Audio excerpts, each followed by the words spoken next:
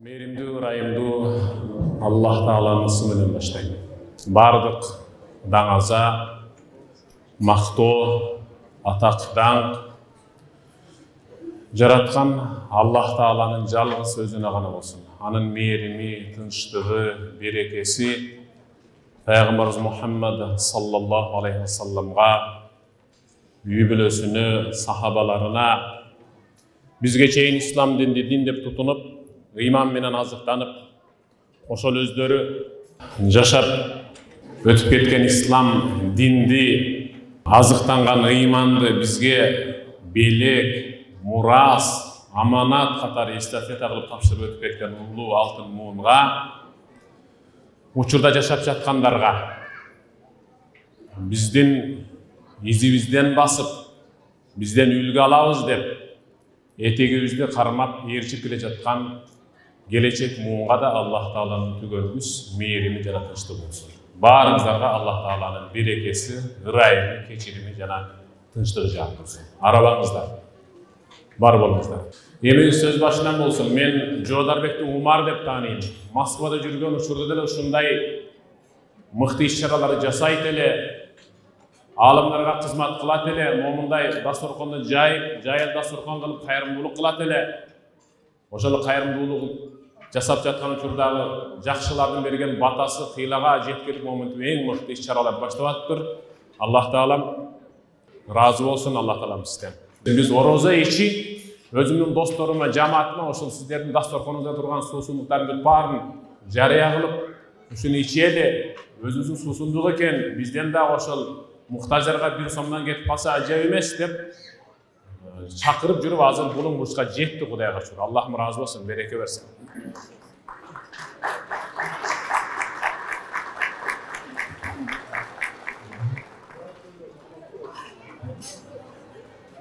Бир эки кошуна бар эле. Жакшылап угуңуздар. Мен ушул Алатоо Амир суусундук чыгаруучу, адал суусундуктарды чыгаруучу Чакан мекеменин генералдык директору Умар, дагы кесиптештери, жардамчылары, андагы бүт бардык колгабыш кылган адамдар жөнүндө сүйлөп бермекчимин. Эки кошуна бар эле. Бир кошуна бир аз колунда бар бардар, экинчиси албетте колу жука. Экинчи кошуна 6 кызы бар. Бардар кишинин 1-3-4 баласы бар. Кыздуу ата-эне ушунчалык нанга, чайга, этке, сүткө муктаж болгондугун байкап жүргөн бардар кошуна жоомарт эле. Бир күнү талаадан дыйканчылыгынан келе жатып, жолдо оттоп жүргөн уйду көрүп, акырын аркасынан айдап кайсы үйгө кирер экен деп айдап барып бир короого кирет.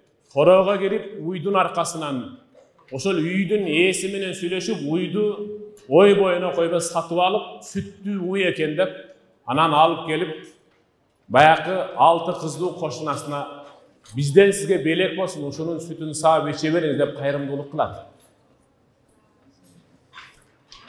Анан эми элек жер, кол кошуна дегендей, атасы балдарына айткан эмес эле, бирок баары бир элдин сөздөн улам балдары, ата сиз кошунага бизден айтпай эле ошентип уй сатып берип коюпсуз да деди. Ооба, берип койду, эми кичине колгабыш кылганыбыз жакшы эмеспи? Иштери күйүп, өздөрүндө май, чай, төгүн чачын болуп турса дагы, кошунасына атасы тараптан берилген бир саан уйга иштери түтөп жүрдү тарып. Бул бай кошуна дыйканчылык жери, 4 түлүк малы бар эле. Аларга жайлоодон көктөм, жайлоо, мыкты жайыттарды издеп көчүп жашайт эле.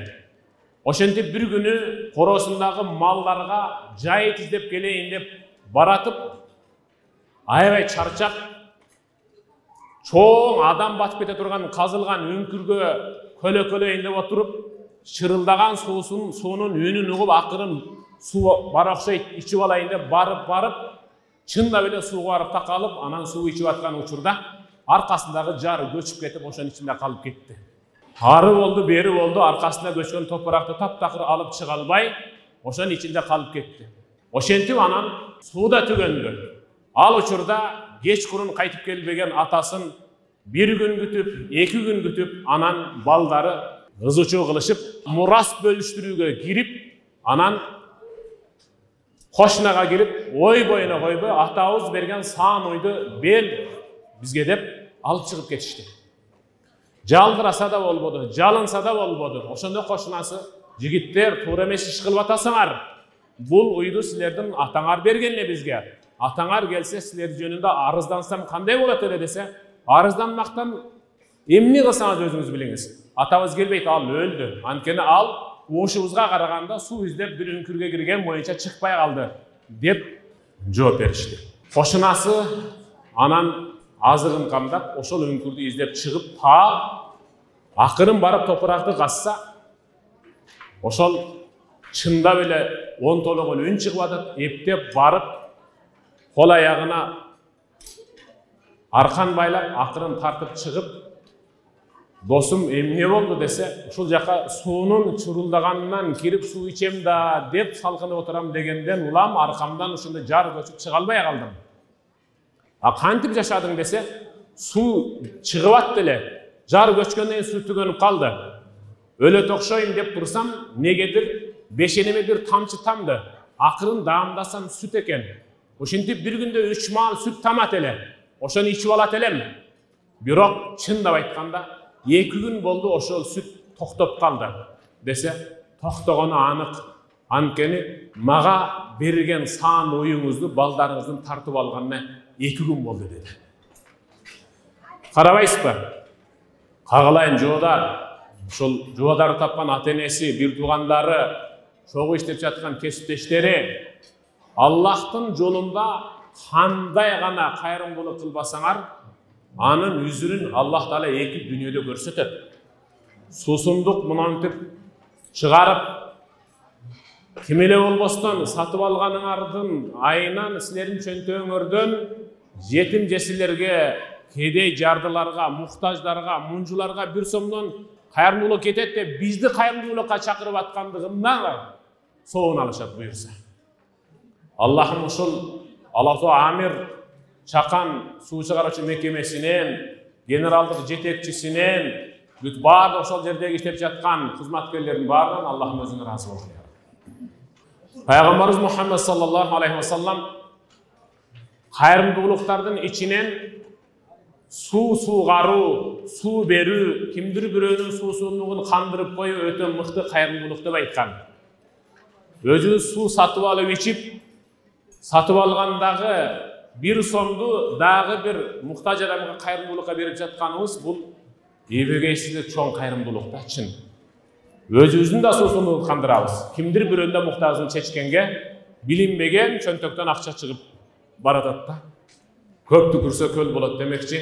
Айтор, ар бир квартал сайын ушундай иш-чараларды өткөрүп турабыз деп убада берген эле, ошол убадасынын өтөсүнөн чыгып, мурункусунда Ошто, мына бул сапар мына Жалал Абадта жана алып баруучу айткандай ошол 7 областтык кыдырып ушинтип өткөрөбүз, баарынын башын сылайбыз деген иш-чараңарга Аллах Таалам ийгилик берсин. Анткени пайгамбарыбыз мен жана жетимдик кепилдикке алган үммөтү менен бейиште момундай болом деп сөймөймөн ортон колун жакындаткандыгы бул нагыз бейиштик экенинен кабар берип жатат да. Аллах Таалам ушул чыгарган кайрымдуулугуңарды, жайган адал дасторконуңарды кемчиликсиз кабыл этсин. Эми мындай да дайым эле кимдир бирөөнүн жардам сурап ала берүүнүн өзү дагы ыңгайсыздык жаратып коет. Мен сөзүмдүн төркүнү түшүнүктүү болуш үчүн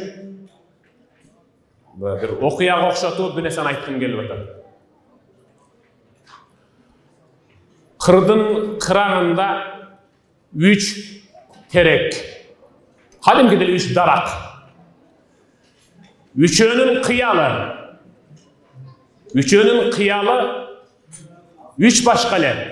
Бирөө мени бир өткүр уста курч балтасы менен чапкылап кесип, бирок байлардын, падышалардын шакектери, аялдарынын билерик мончоктору салына турган эң баалуу мончок, эң баалуу сандык кылып алса арманым жок эле деп.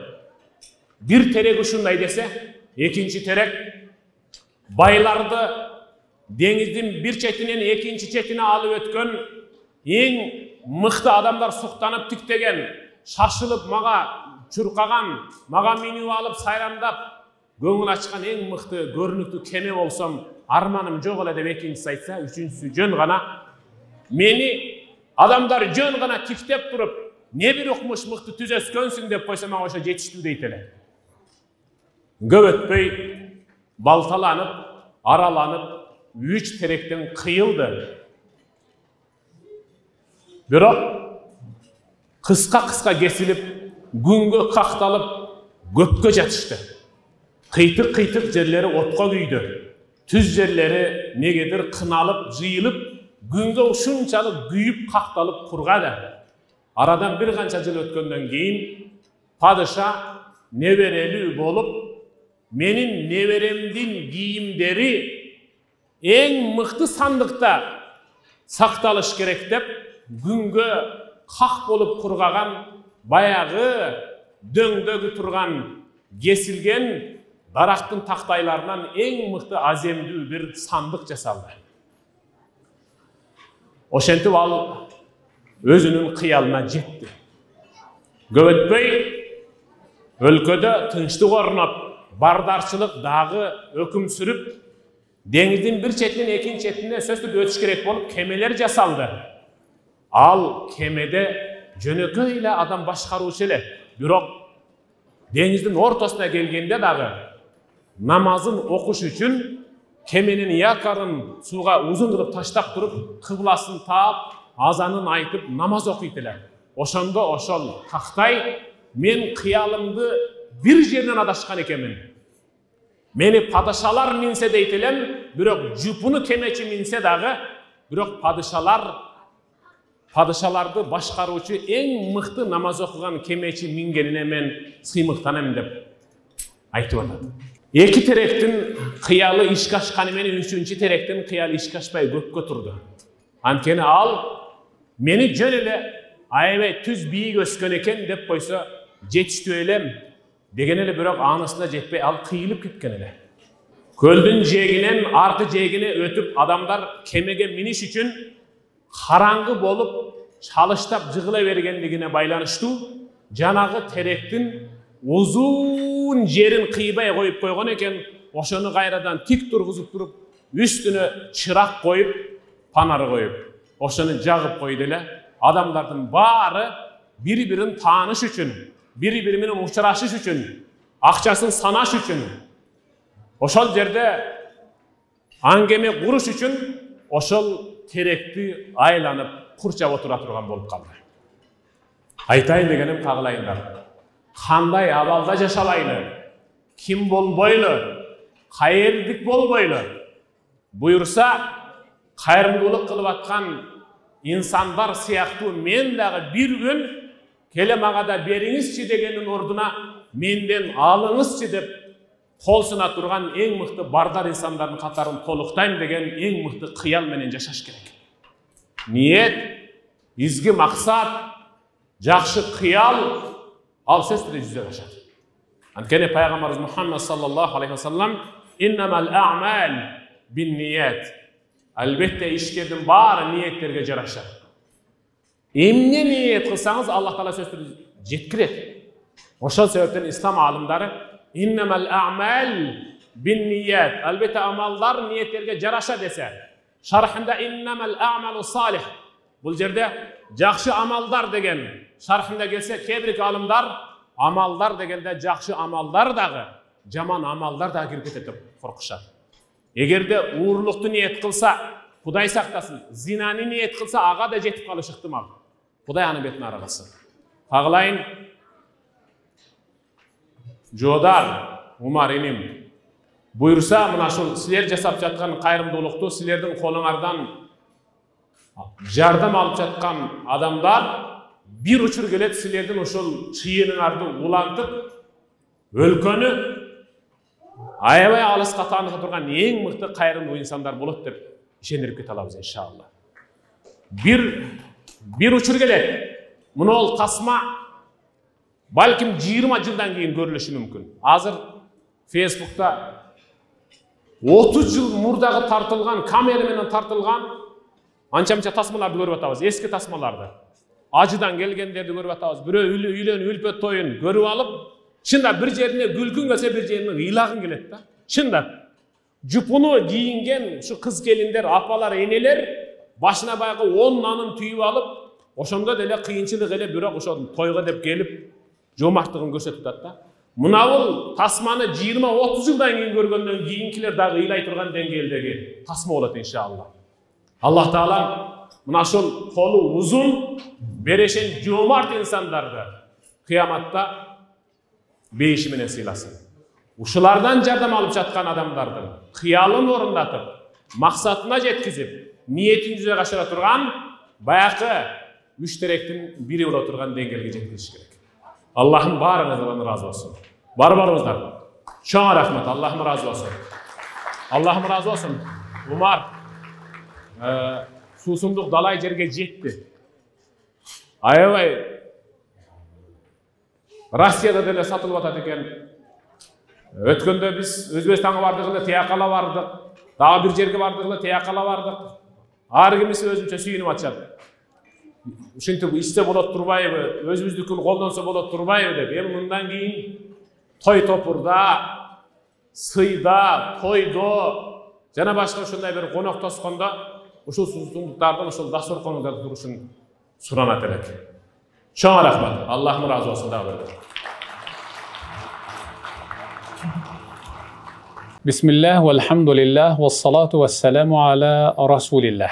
Сол жагымда желим идиштерде куруттун түрлөрү, шербеттин түрлөрү тизилип турат. Башка суусундуктарды жарыялабайт болчумун.